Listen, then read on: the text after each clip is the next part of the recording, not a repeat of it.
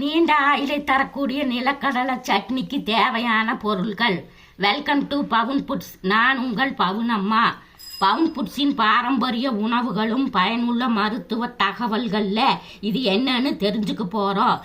நிலக்கடலையை பொட்டோட எடுத்துக்கணுங்க, வரமிளகாயை காம்போட எடுத்துக்கணுங்க, புளி கொஞ்சம், கல்லுப்பு இரும்பு கடாயில் வறுத்துங்க, சுக்கு கொஞ்சம் எடுத்துக்கணுங்க. இப்போ இரும்பு கடாயில் நல்லெண்ணெயை ஊற்றி சூடான பின்னாடி இந்த சுக்கை போட்டு எண்ணெயை உடச்சிக்கணுங்க. அதுக்கு பின்னாடி வரமிளகாயை போட்டு நல்லா அந்த பந்தோட்டை வர வரைக்கும் வறுத்துட்டு புளியை போடுங்க. புளியை போட்டு கொஞ்சம் வறுத்த பின்னாடி நிலக்கடலையை போட்டு வறுத்துட்டு ஆஃப் பண்ணிட்டும் கூட உப்பை போட்டு நல்லா தொலாவி விடுங்க. கொஞ்சம் ஆறுன பின்னாடி வரமிளகாயும் புளியும் அம்மிக்கல்லோ ஆட்டாங்கல்லையோ வச்சு தண்ணி தொளிச்சு மை மாதிரி அரைச்சிக்குங்க. அதுக்கு பின்னாடி நிலக்கடலையும் உப்பும் சேர்த்து நல்லா மை மாதிரி அரைச்சி எடுத்துக்குங்க. அப்போத்தான் இது நல்ல பலனை தருங்க.